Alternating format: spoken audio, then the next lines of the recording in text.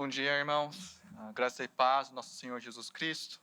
Muito bom estar aqui nesta manhã com os irmãos, partilhando a palavra de Deus. A passagem que nós leremos juntos hoje está no livro de Atos, capítulo 16, versos 25 a 34. Atos, capítulo 16, versos 25 a 34. Diz assim a palavra de Deus. Por volta da meia-noite, Paulo e Silas estavam orando e cantando hinos a Deus. Os outros presos os ouviam. De repente, houve um terremoto tão violento que os alicerces da prisão foram abalados. Imediatamente, todas as portas se abriram e as correntes de todos se soltaram. O carcereiro acordou e, vendo abertas as portas da prisão, desembainhou sua espada para se matar, porque pensava que os presos tivessem fugido. Mas Paulo gritou: não faça isso, estamos todos aqui. O carcereiro pediu luz, entrou correndo e trêmulo, prostrou-se diante de Paulo e Silas.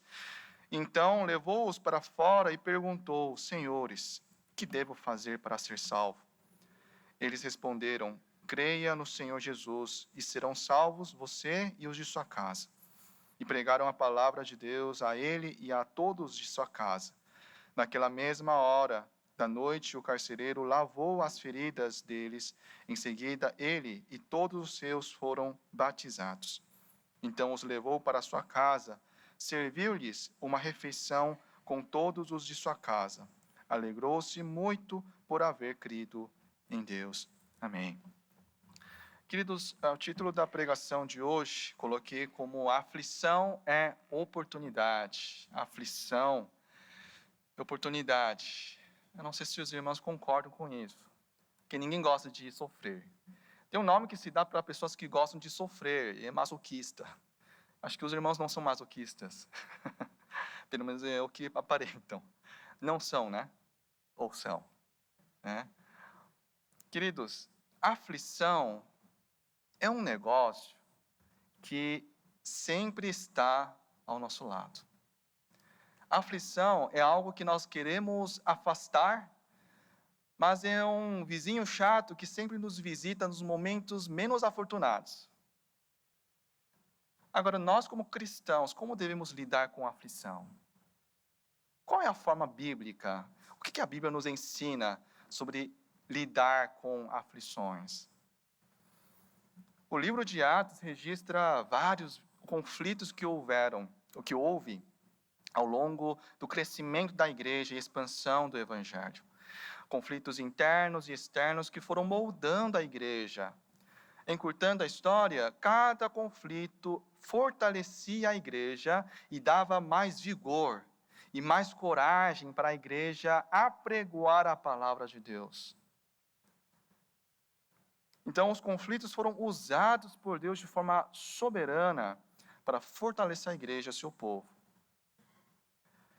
Lucas registra os conflitos não para somente testemunhar como Deus usou de forma maravilhosa tais conflitos, mas serviu de forma prática fortalecer e encorajar a própria igreja, que provavelmente passava por um momento de perseguições. Lembramos das palavras de Jesus. Antes de ser crucificado, enquanto ceava com seus discípulos pela última vez, ele disse, lá em João 16,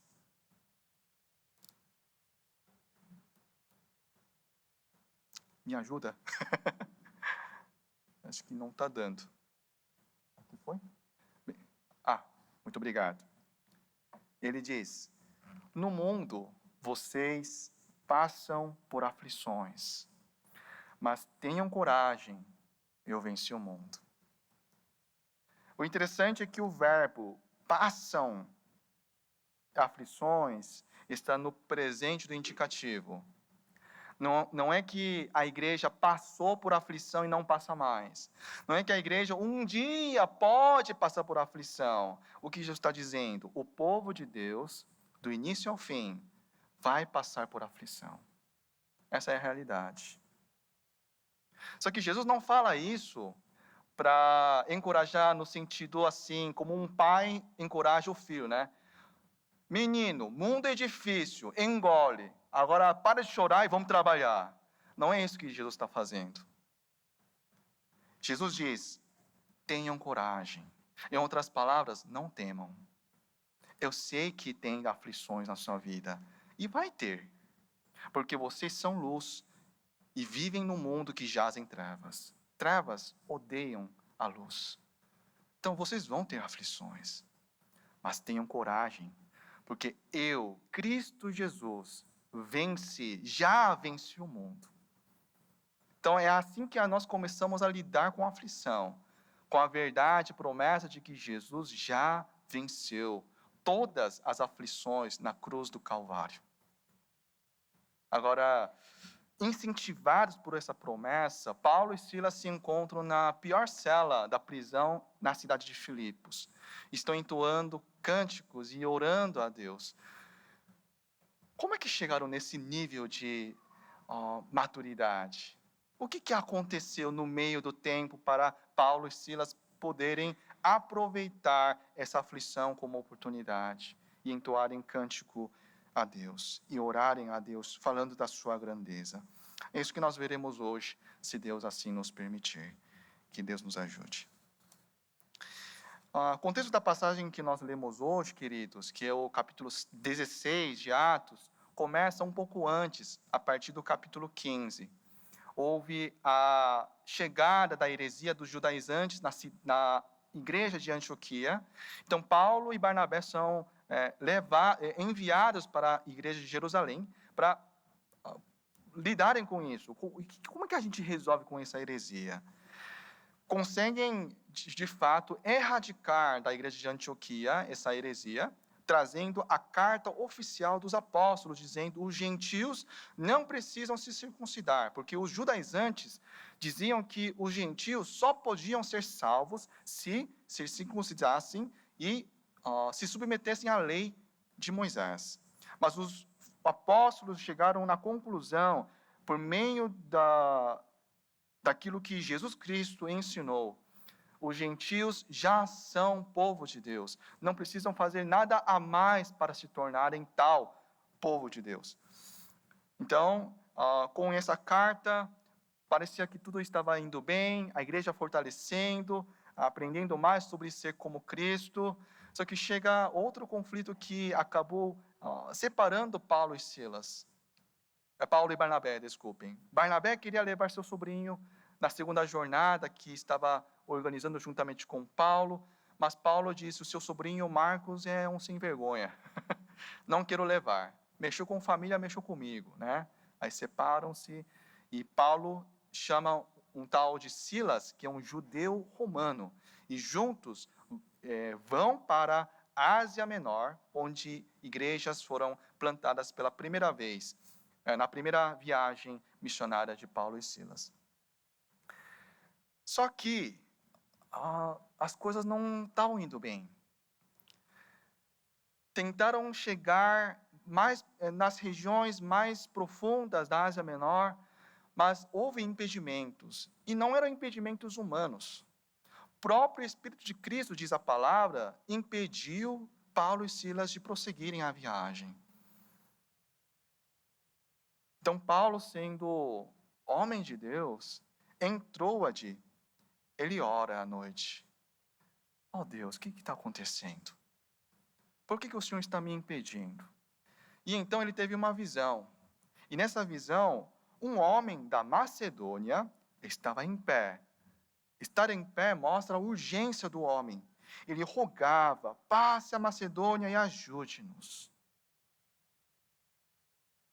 E em seguida, Lucas registra: imediatamente, Paulo e Silas, eles partem para a Ásia Menor. Queria parar um pouco para a gente pensar aqui. Estamos falando de apóstolo Paulo. Ele não preparou esta segunda jornada missionária de um dia para o outro. Eu não estava tomando café da tarde com Silas, falando assim: ó, Silas, é o seguinte, já que Barnabé não está mais com a gente, é o seguinte, A gente vai chegar na cidade da Ásia Menor e vai dar certo. Vamos na fé. Agora vamos dormir. Não foi assim que aconteceu. Eles levantaram fundos. Eles foram recomendados pelos irmãos da igreja de Antioquia. Eles traçaram qual o melhor caminho. Será a pé? Será por meio de navio?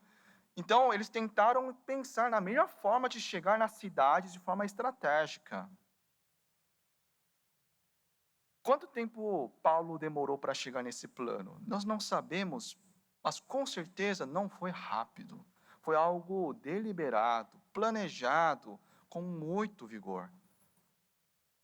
Mas só porque o Espírito de Cristo lhe mostrou a sua palavra e disse: não é na Ásia Menor que você vai ficar, é na Macedônia.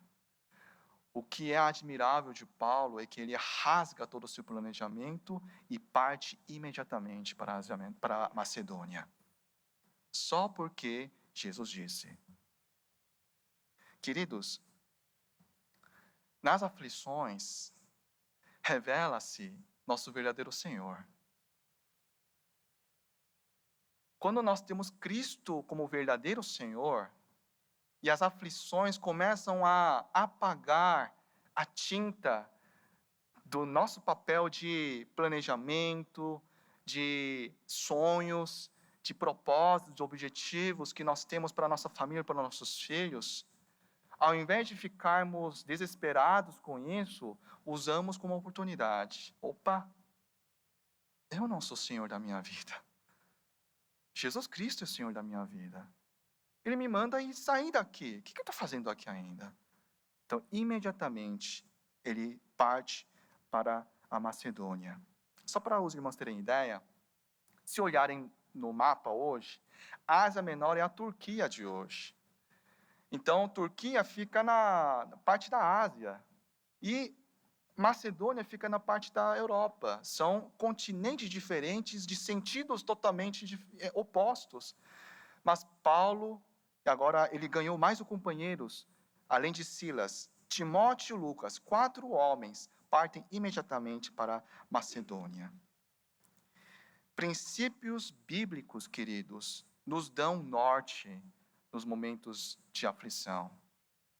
Nos momentos de aflição, além de nos mostrar quem é nosso verdadeiro Senhor, nós lembramos que temos uma âncora no meio da tempestade. São princípios bíblicos. Aqui está a importância dos irmãos, de nós, passarmos tempo com a palavra de Deus.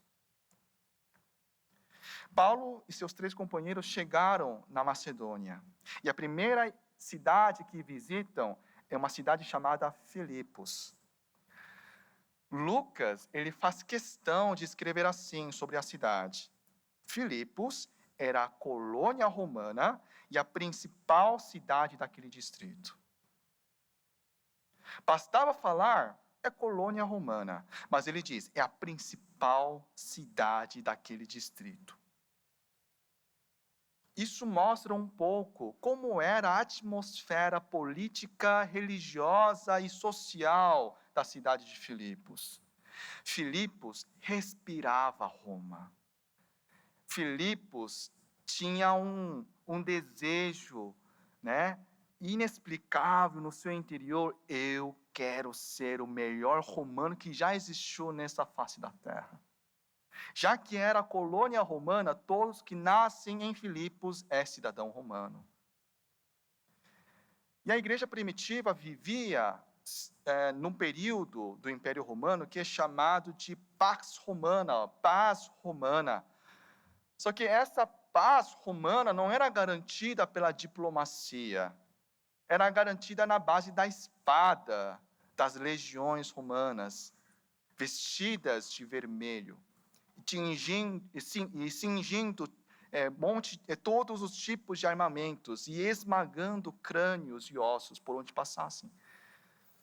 Por isso, Filipos não queria perder a Pax Romana, porque quando perde a Pax Romana, quer dizer que vem o trator de Roma e acaba com tudo que é Filipos.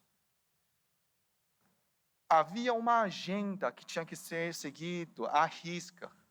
Inclusive, tipo de religião que você podia praticar na cidade. Havia uma lista de religiões lícitas. Essa religião, ok, aquela não pode. E as sinagogas dos judeus ficaram fora da lista. É por isso que quando Paulo chega na cidade de Filipos, a primeira cidade da sua jornada missionária, ele não vai para o centro procurando por sinagoga, porque não há nenhuma sinagoga lá. Ele vai para fora da cidade. E numa região ribeirinha, ele encontra um grupo de mulheres orando. Ele reconhece, estão buscando ao Deus verdadeiro. E entre elas destaca-se a Lídia. Lídia, ela era da Ásia Menor. E ela era vendedora de tecido, de púrpura. Um tecido extremamente difícil de conseguir nessa época. Por isso, não é qualquer um que comprava esse tecido. Eram geralmente nobres e ricos. Já que a cartela de clientes da Lídia era de nobres, com certeza seu status social também era admirável. Andava somente com os mais poderosos da cidade. Ela era uma romana invejável. Mas já que ela é uma romana, não pode praticar a sua fé dentro dos muros da cidade. Ela se encontra, juntamente com outras mulheres, à beira do rio. E ali ela ouve pela primeira vez o Evangelho de Jesus Cristo. E ela crê em Jesus, é batizada e todos de sua casa são batizados. Isso numa cidade onde havia perseguição religiosa. Depois que ela é batizada, a primeira coisa que ela faz é insistir que Paulo e seus 3 companheiros ficassem na casa deles, enquanto começam a obra missionária na cidade de Filipos. Paulo sabia muito bem quais eram as consequências disso. Se a Lídia e seus familiares fossem pegos pelos magistrados, associando-se com homens que praticam coisas que não eram permitidos a um romano, com certeza ela perderia os seus negócios, seu status social e suas riquezas, que tanto trabalhou para conseguir. Paulo disse, não, irmã, desde que eu faço tendas, eu fico fora da cidade, não quero trazer problemas. Aí a Lídia fala um negócio impressionante. Ela diz assim, se o irmão me considera fiel, se o irmão me considera verdadeiramente discípulo de Cristo Jesus, o irmão e os seus 3 companheiros vão ficar na minha casa. E ponto final, acabou a discussão. Se eu tiver que perder meu dinheiro, eu perco. Se eu tiver que perder meu status, eu perco. Porque o que eu ganhei é muito maior do que eu tinha antes. Ela encontrou esperança e alegria em Cristo ressurreto.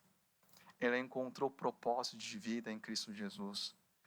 Por isso, a postura da Lídia pode ser muito bem exemplificada por aquilo que Paulo escreveu anos depois para a igreja, agora em Filipos. Ele diz o seguinte, em Filipenses 3, 7 e 8. Mas o que para mim era lucro, passei a considerar como perda, por causa de Cristo. Mais do que isso, considero tudo como perda, comparado com a suprema grandeza do conhecimento de Cristo Jesus, meu Senhor, por quem perdi todas as coisas. Eu as considero como esterco para poder ganhar Cristo.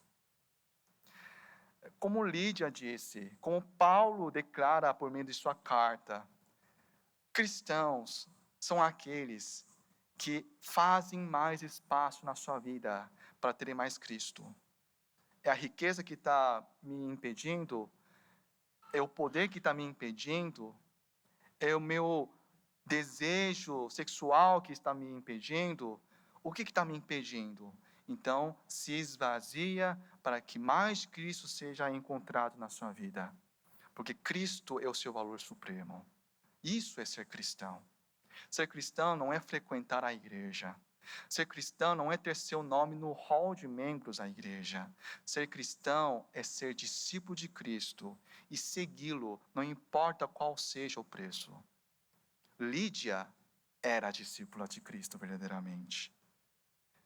Agora, e pense comigo, imagine se Paulo tivesse entrado na cidade de Filipos e tivesse uma sinagoga lá dentro.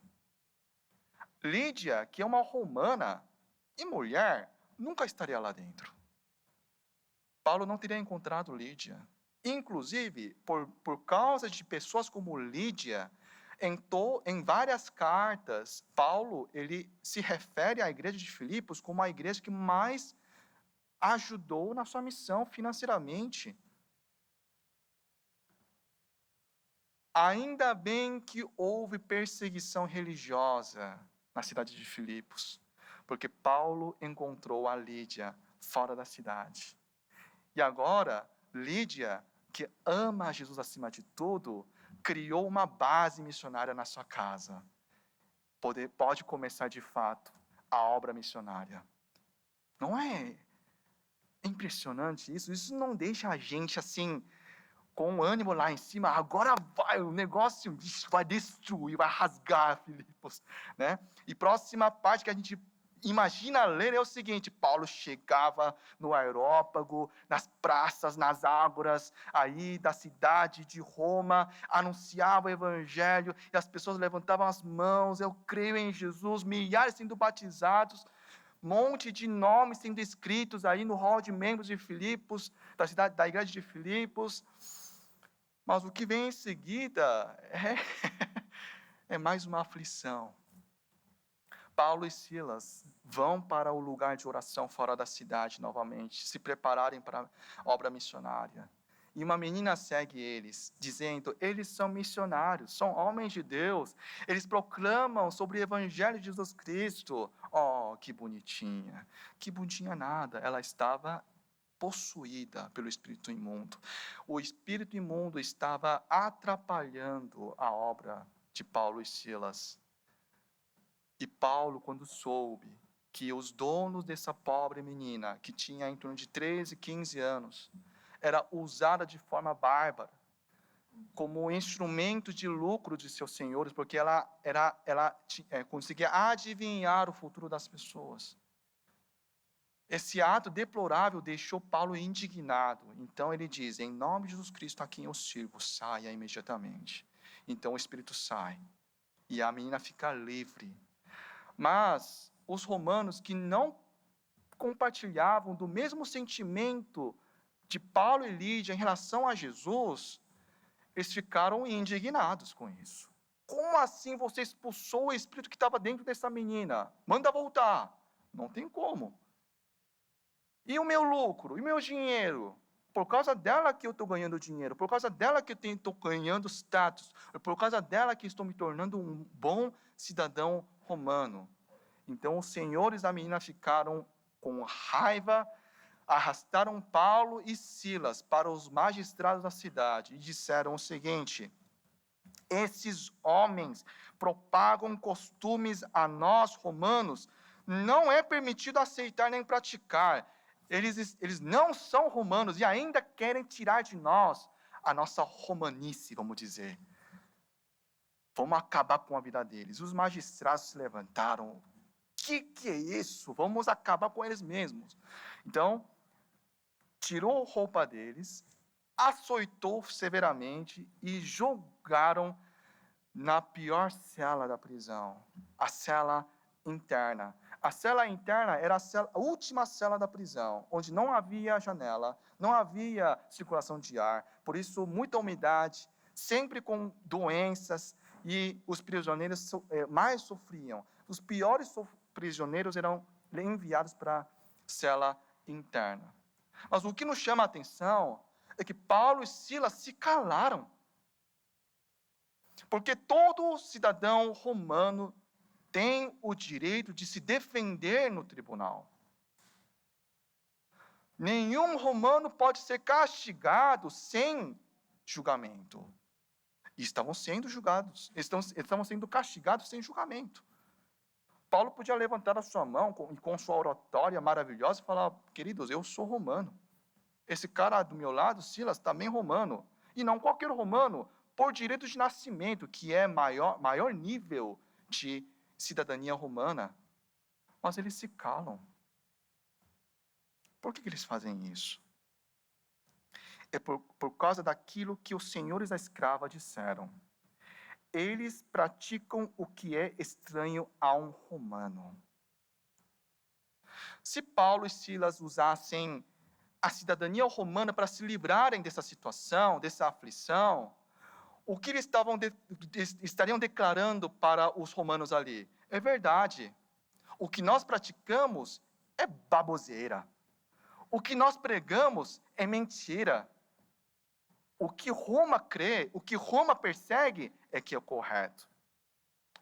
Não estou nem aí com Cristo, só me liberte. Era isso que aconteceria. E Paulo e Silas amavam tanto a Cristo que não queriam isso. Preferiram sofrer na cela interna, na pior cela da prisão, ao invés de defenderem a sua vida usando a cidadania romana.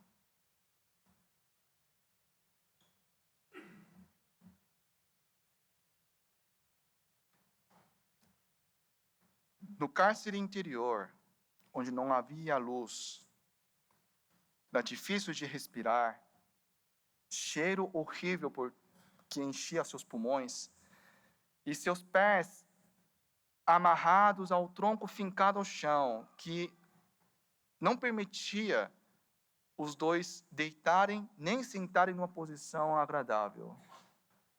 Naquele lugar, à meia-noite do primeiro dia de prisão de Paulo e Silas, o que eles fazem é entoar cânticos a Deus. É orar em voz alta, declarando as grandezas de Deus. E todos os prisioneiros ouviram. Lucas deixa claro, eles ouviram. O que vocês acham que geralmente os prisioneiros e os carcereiros ouviam da última cela da prisão? Grito de raiva, maldições, gemidos de dor, só coisa ruim. Mas pela primeira vez, dois homens diferentes, que praticavam aquilo que não era permitido aos romanos, glorificavam a Deus ali. Anunciavam a grandeza de Jesus Cristo. E isso indagou os prisioneiros. Quem são esses homens? E quem é esse cara chamado Jesus? E algo incrível acontece. Um terremoto atinge os alicerces da prisão e todos são libertos. Todos. A preposição aqui é clara. Todos. Nenhum ficou preso. Todos foram libertos de forma milagrosa.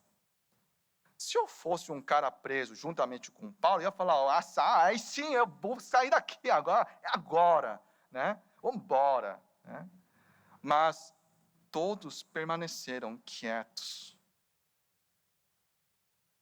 Porque finalmente entenderam que Paulo e Silas tinham liberdade, mesmo presos. E os presos queriam essa liberdade também. Algo tocou o coração deles. Só que o carcereiro responsável não sabia disso. Ele somente viu os portões abertos, as correntes quebradas, então se desesperou. Vixe, os presos fugiram e vão pedir a minha cabeça, porque eu sou responsável. Desembainhou sua espada e estava prestes a se matar. Então Paulo e Silas gritam no desespero: não faça isso, homem. Porque todos nós estamos aqui. Não é só Paulo e Silas. Todos os presos estão aqui. Não precisa se suicidar. Então o carcereiro pede a luz e vê que eram Paulo e Silas, os caras estranhos que chegaram na cidade, trazendo alvoroço à cidade. E a eles então pergunta: senhores, então o que eu faço agora? Como é que eu posso ser salvo? Paulo e Silas pregam creia em Jesus Cristo e você e sua casa serão salvos. Novamente, eles estão falando a um romano. Quando um romano aceita uma religião ilícita, ele perde seus benefícios como cidadão romano. Mas o que a Bíblia diz? Todos de sua casa ficaram felizes em ter crido em Deus. Porque quando Cristo reina de fato no nosso coração, nada neste mundo é comparável ao valor supremo de Jesus Cristo. E como é que o evangelho chegou ao carcereiro? Por meio de uma aflição. Porque Paulo e Silas negaram a cidadania romana e optaram a passarem pela aflição na pior cela da prisão em Filipos. Assim, 2 primeiras famílias foram alcançadas pelo Evangelho, por meio de aflições. E tem uma coisa muito, muito legal. Caminhando para o final agora, Paulo e Silas, no dia seguinte, agora estavam livres. Os magistrados mandaram uma mensagem por meio de soldados dizendo: solte esses homens, fala que podem ir na paz, podem sair da cidade.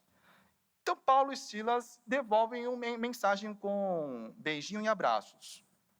Queridos magistrados, é o seguinte, nós somos romanos também, e não qualquer romano, por nascimento. Isso podia trazer sanções severas aos magistrados se o império ficar sabendo. E não só isso, a própria cidade podia perder o título de colônia romana, porque não se faz isso com o romano. E os magistrados, tremendo, vieram até a prisão e libertaram Paulo e Silas. Parece até drama coreano, né? Esfrega na cara assim, tá vendo? Ó, para você, né? Será que é isso que está acontecendo? Paulo e Silas, no finalzinho, estão esfregando na cara do magistrado, eu sou romano mesmo, né? Não, né, queridos? Eles tiveram essa chance antes de serem presos. Acontece que na cidade de Filipos apareceram 2 famílias romanas que eram cristãs. E a fé cristã não era permitida na cidade. Então, Paulo deixa um precedente para deixar registrado aos magistrados: cuidado quando você toca nos cristãos. Pode ser que eles sejam romanos. Deixa eles em paz. E assim começou a plantação da igreja em Filipos. Agora podiam crescer à vontade. Porque Paulo e Silas passaram pela aflição de não terem sucesso na Ásia Menor. Porque Paulo e Silas passaram pela aflição de não poderem entrar na cidade de Filipos, mas ficarem satisfeitos apenas com uma pequena comunidade fora da cidade. Porque eles passaram pela aflição de serem presos na pior cela daquela prisão. Aflição, queridos, nas mãos do nosso Redentor, nunca é em vão. Sempre gera fruto. Nenhuma aflição em Cristo é sem sentido. Nenhum sofrimento é em vão. Mas isso não quer dizer que Deus vai revelar a nós o propósito do nosso sofrimento. Moisés, você sofre, você passa por dores por causa disso. Deus não faz isso. Por quê? Porque ele já se explicou. Nós lemos no início dessa pregação. Jesus, ele apaziguou o coração de seus discípulos. No mundo terão aflições. Mas encorajem-se, porque eu venci o mundo.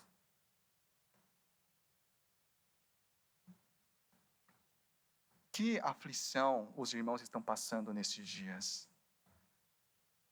Aflições que envolvem a família, que envolvem a sua saúde, perda de um ente querido, trabalho, negócios. Que aflição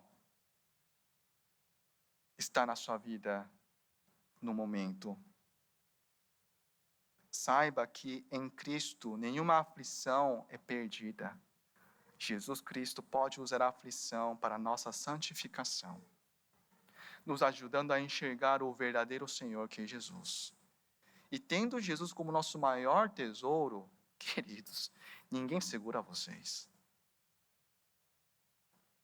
Este mundo não pode segurar aqueles que confiam no Senhor Jesus Cristo.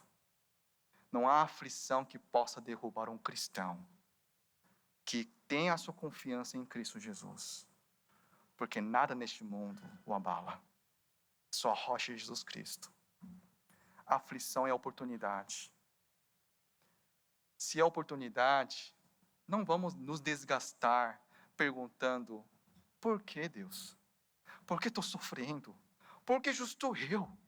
Ao invés de nos desgastarmos tentando descobrir qual é o sentido do sofrimento e da aflição, que tal nós fincarmos nossos olhos em Jesus Cristo? Quem sabe, quando Jesus voltar, ali, nós nos levantaremos diante da glória de Jesus e diremos: Jesus, agora eu entendo. E como o Senhor é maravilhoso. Obrigado por ter permitido a aflição naquele ponto na minha vida. Porque essa aflição não somente trouxe o meu crescimento, alcançou pessoas por meio de mim. Obrigado. Se os irmãos estão sofrendo hoje, coragem, queridos. Que o Senhor dê força. Eu não oro que Deus tire a doença, que Deus tire a dor, mas que dê a você alegria e confiança inabaláveis, que superam a dor, superam a doença. E depois da aflição que passaram, sairão como ouro puro. Que Deus nos abençoe. Vamos orar neste momento, queridos. Vamos refletir na aflição ou nas aflições que estamos passando neste momento. Talvez, sim, nós reclamamos: Deus, poxa, justo agora essa aflição, justo agora esse problema.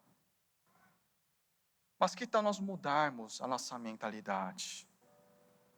Se Deus é o nosso Pai querido e nos ama, Ele permitiu essa aflição. Se Ele permitiu, tem um propósito dele. Talvez a gente não entenda o propósito agora, mas nenhum sofrimento para o cristão é em vão. Sairá como ouro puro. Pensando na soberania de Deus, na sua bondade para com a nossa vida, confiemos nele e somente nele, para que por meio da aflição possamos ser mais parecidos com Jesus. Vamos ter nosso momento de oração, queridos? Oremos.